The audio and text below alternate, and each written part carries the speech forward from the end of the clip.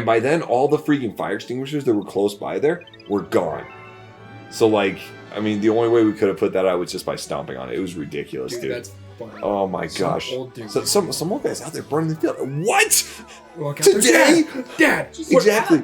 And it was in full view of the conference room where the inspection was going I'm down. gonna say the inspectors, and And they're like watching the manager and the owner of everything, like, what the Uh, frick is going on there?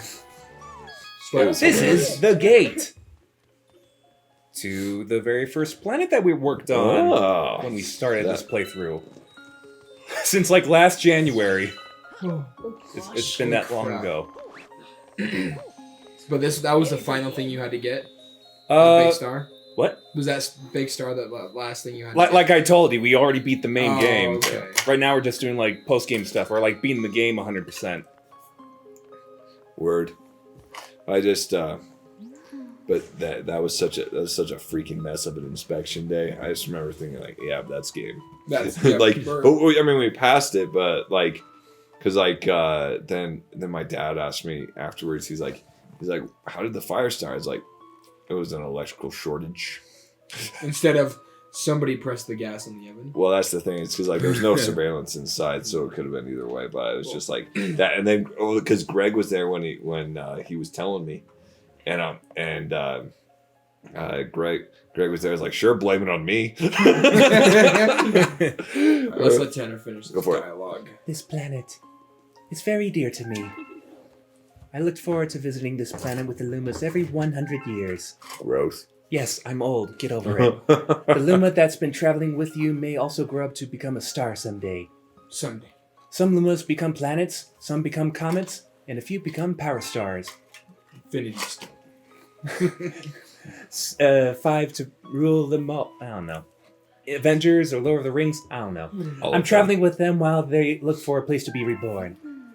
But I never thought all this would happen. Well, Mama must really trust you. Well, how about this? If you grab 100 purple coins here, then you'll earn my trust too. This is the red star. It holds the power of a red Lumas. But the really amazing part about it is it allows you to fly after you spin in midair. Yes, fly! While pressing B, you can pick the direction you want to fly with the left stick. You can collect 100 purple coins. I'll use my power somewhere else. Really, as far as I know, it's just the observatory.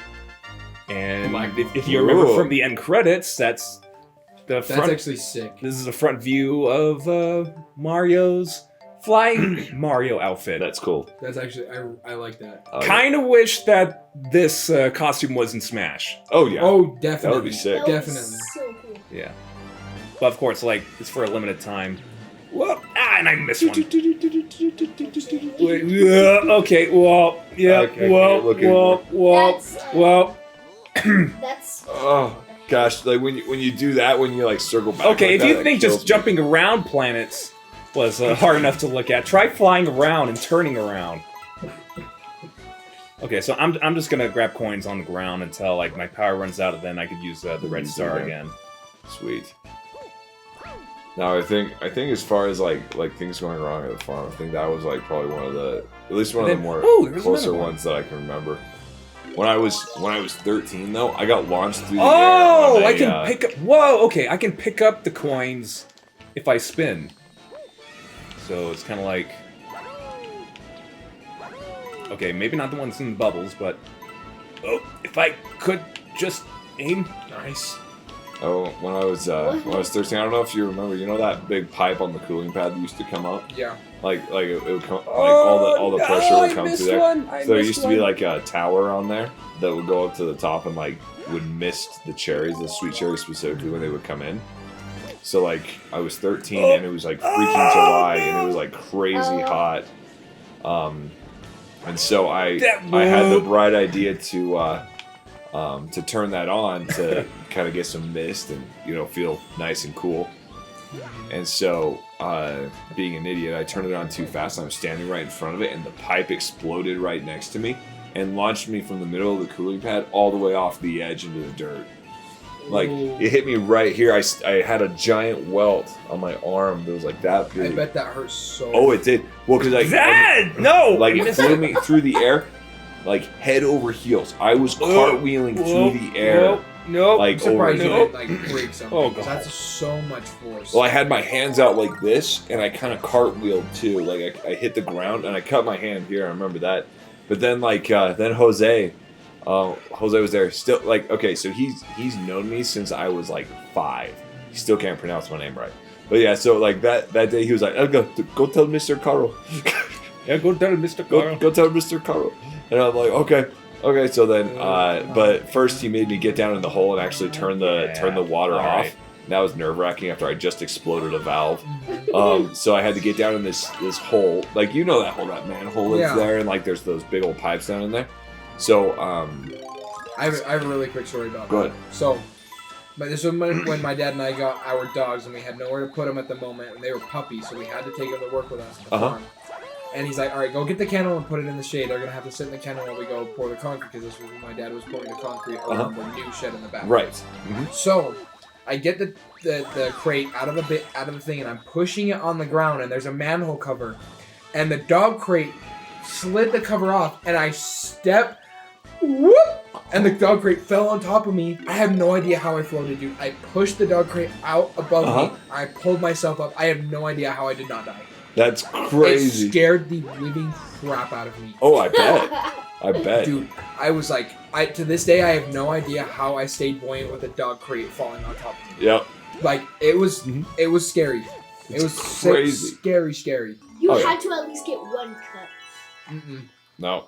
Sometimes, Just soaking wet. sometimes, yeah, that happened a lot. It's just like. But I I mean, felt so good in the summer. No joke. Especially pouring concrete out. That was freaking hot. But I don't know. The amount of times I think that all of us almost died is probably pretty good. Like, at least 10 times. You almost died? Probably At the farm? I think I almost died once at college. When I was taking one of my cinematography classes there. I think we had like this.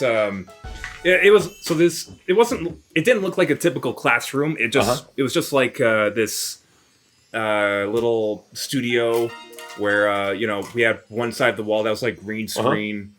And so there's like on one wall there was like this electric power generator or something on the wall, and then you would like connect that to like these power boxes or distro boxes. So I think the rule of thumb is that like you should not place your knees on the floor, otherwise the electricity is just going to go up through your knees until you.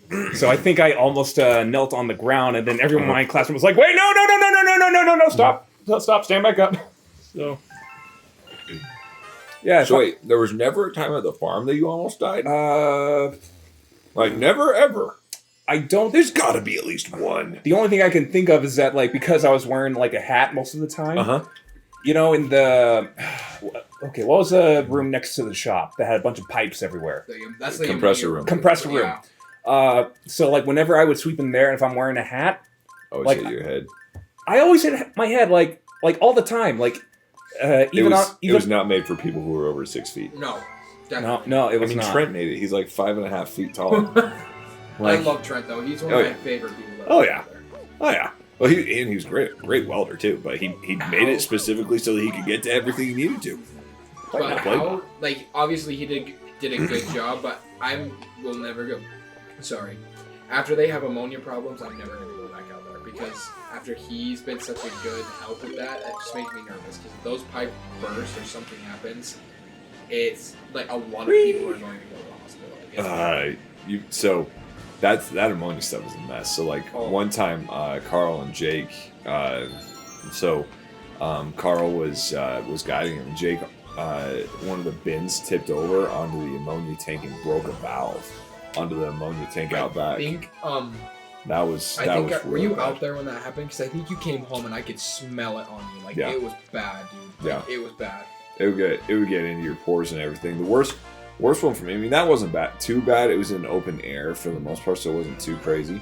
in the one time, so you know on the catwalk, so as you walk out of the shop, there's the stairs that go up, and then there's all the piping and stuff.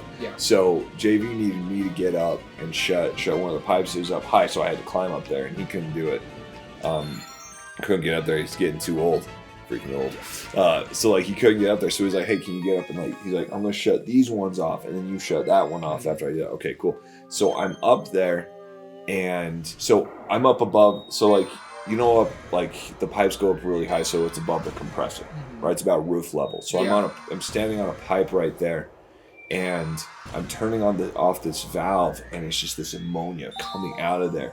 And so I'm trying to, and it's hitting me in the face. You're trying to hold your breath. So I'm holding my breath, so I go down, and then get up, and it hit, and it was so hard. So like, I'm turning this valve off, and like everything's shrinking in, like coming in right here. It's coming in, and it's getting to like here, and I'm like, turn this off. And so finally, I hit, and I jump from the top there down to the catwalk, and I go down the stairs. I'm like full, like I'm getting the heck out of here mode. And so, like, going down the stairs, I hit 2 stairs on the way down. Just use my hands on the side. I get down, like just... That was probably the scariest. Just dying. Well, probably not. Well, there was one time, I don't know. So, like, my dad, Zeke, and JB, those guys, I was like their canary in the coal mine. No, yeah, they're like, you go first. Because, like, they couldn't smell it. If there was a leak, I had to tell them, hey, that's leaking. Or we have some kind of problem there, because they can't smell it. For some reason, they're, like, immune to it. For me, kicked my butt. There was one time, so like you could not have missed that. It was only my dad and I that were there, and so something was wrong with the compressor room, and so I'm like, are you sure you don't want me to call JV and have him come? I'll take a look at this. I'm like, Dad, I have no idea how this thing works. He's like, yeah, don't worry about it. He's like, I can do it. He's like, just when I tell you to, turn this valve. So he goes upstairs, and I hear him. He's like, yeah, turn it on. Turn the valve, and all of a sudden, up on the top, I can see it. Liquid ammonia coming out of this pipe. And I'm like, holy crap. I was like, get the hell out of there. And so I go over and I grab we have the emergency respirators there that'll filter the ammonia out, and it's a full seal onto your face. So like literally a gas mask. Yeah, literally a gas mask. So I grab that, and like I run up, and I like meet him halfway up the stairs. I'm holding my breath. I've held my breath like from the time that happened. He's up there. He starts coming this way, so I'm getting the gas mask to get to him right off the bat. So I grab that. I'm holding my breath from like the middle of the room. I run over by where the washer and dryer were, and I grab that, and I run back in, and I meet him up the stairs. And I'm like, here. He's like, no, I'm okay. And I'm like, Dad. And I'm sitting there, and like I can feel the ammonia in my eyes, and I can already feel it in my armpits. That's weird that you can feel it in your armpits. Well, because it has this weird thing. It attaches itself to water or to fluid or to liquid. So if you're in a high enough concentration, it gets into your armpits, like between your legs, kind of thing, and like wherever you've got like perspiration. That's why it hits your eyes and your mouth and your nose so hard. But like he did that. I'm like, holy crap, that's nuts. Like I said, I was the canary in the coal mine. I mean, I could smell a tiny leak in there. Like, oh yeah, easy. But like, after that day with Jake, yeah, I'm not surprised you could smell it on me. That was a bad like you one. Walked in the house and was like, what is that smell? I was young too, so I was like, that was surprising that I could smell it, but it was bad. There would be days when it just stick on you and you're just like, yeah, this freaking sucks. So yeah, I mean like and that's why I'm so surprised like that like Tanner doesn't have a near death experience from the farm. Yeah, there's a lot of things at OSHA. It's like OSHA? Never heard of her. How many times have you two almost died? At the farm? Everywhere. Oh god. Everywhere. Well, quite a few times. The farm a lot. Yeah, like the highest concentration. I've run out of fingers and toes. Like should have fallen off of stuff. Not really been super safe. I'm about to say probably not a lot of forklift related accidents though, right? Like people are pretty good out there when it comes to forklifts. Like people stay falling like honking when they come in and out of the doors. Yeah. See, I honk a lot. Yeah, I remember you were annoying. I know people hate it when I do that, but the thing is like I wanted to make sure that if an accident happened, that anybody would be able to say if it ever came into question that it's like, did he honk his horn? Yeah, anyone who's there would say the exact same thing. I get so annoyed at how much he honks. Yep. I wanted that reaction. That made me happy. I'm glad you got annoyed. Yeah. But yeah. You were definitely doing your job. Definitely doing my job. Because like that was my thing. It's like, I just didn't want to. I never wanted that to come into question, and if it did, wanted to make sure, hey, that's not me. That's on them. But forklifts are pretty good as far as that goes. But like other things like just accidents, things like that. I mean, not so much during production time, so much. Yeah. But I don't know. There was at least 12 times that Carl almost killed me on the backhoe. Oh, I know. One time he hit Preston, or not Preston, Logan, his grandson. His grandson. I think he hit Preston once too, which was really funny. I thought I got a kick out. I mean, we were. Let's see, how old was Preston and I? Preston's just barely younger than me, so we were like 16, maybe 17, and he. So like we were putting this pipe in. And I still remember because Preston and I, we were getting this pipe put down in this trench, and so Carl was digging ahead of us. I think I helped you guys with that. Was it the green pipe? No. But I do remember putting another pipe in, and he was driving the backhoe, and I was with my dad, and he kept digging while we were in there, and my dad's screaming at him to stop. Yeah, he does. He is not a fan of doing that while you're in there. So Preston and I, being teenagers, we were in this trench putting these pipes in, and Preston. He's like going, and then he climbs up, and Carl swivels over the backhoe with the bucket. He hits the side of the trench. Because this is a deep trench, like it's probably it's past my shoulders. Like we had to really climb to get out of there. And Preston's shorter than me, so he had a harder time getting out. And then Carl swivels. Right, and he goes, and he hits him, and it's a thunk, and then he falls and hits the trench, the other side of the trench, into the thing, and he gets up, and Carl's just peeking out, looking out, wonder what that was, and Preston's there, what is that? How many times have you almost died to a pipe? Oh, a couple times. Oh my gosh, but freaking. It was so funny, and we were teenagers, so of course, I was laughing my butt off. I thought it was hilarious. Where did he hit it? The back, the side, the front? The side. Okay, at least it was that side, so no vital organs were in right. Because he had what happened was he'd kind of scrambled up like this, and he just got up on the side, and then when he swiveled over, it was just the side of the bucket. So it was because he had the balancers, whatever those are. Yeah. The feet down, and he just came over and hit him, and he hit into the I still remember this. Like I said, Preston's not a big dude, right? I think at the time he was probably maybe $150, right? And so and he's not crazy tall. So I mean, it didn't take a lot of force to launch him. So it just whap, and I just a thunk, just this freaking thunk going in there. And it just, boom, and it was and I just remember Carl what was that? That was a weird noise. Driving up in the back. He kept going. Oh, okay. He just kept working. Not a pause, not anything. Just looked. I guess it was nothing. And Preston's his grandson's in the hole. Oh my gosh. He just has to lay there for a minute. Well, he's just kind of hold on. How did your dad react? He wasn't there. It was just me and Preston. But did Preston tell? No. Well, I think he said something to him after. He was like, "Oh, I wonder what that sound was," or something like that. What was that, Dad? Oh gosh, that was horrible. It was what was that, Grandpa? Oh, that's true. Yeah, it was his grandpa, which made it even funnier. But oh my gosh, that was hilarious. That's funny. And oh my goodness. So at least a couple times, almost got hit with that one. One, a lot of times, pipes bursting. A lot of it had to do with ammonia, really. That's I feel the most dangerous thing out there. Oh, it is. It's crazy bad. That and then the Zeke had to deal with this. I never got my certification, but the methyl bromide for fumigating, what's it called? Trucks that were heading to California.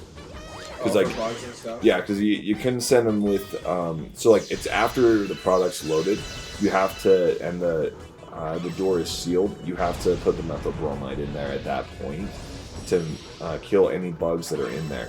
And that stuff's bad news too. Like, old farmers used to spray methyl bromide behind them on tractors into their orchards to kill all the bugs. Yeah. But the thing is, these birds would fly into the freaking cloud and just fall dead. Like just dead as dead as dead. And so what they would do is they would just drive against the wind. So it's blowing back towards them instead, right? No, it's blowing away from them, but into residential areas and other places.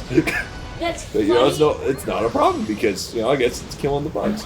But it was I think that was probably the most deadly. Like if I had to do it, I mean, I'm only adding mass quantities and all the propane or whatever.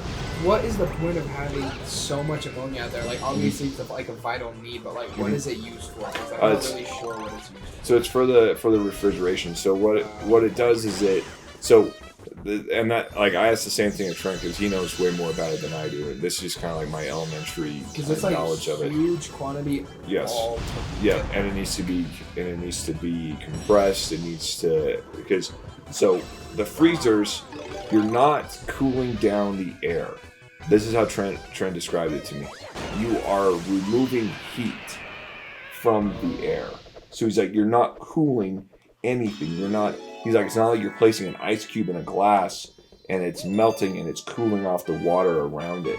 It's not that. He's like, you are taking heat from the air and removing it. That's a cool way to so when you compress ammonia to a specific pressure, it'll then absorb heat.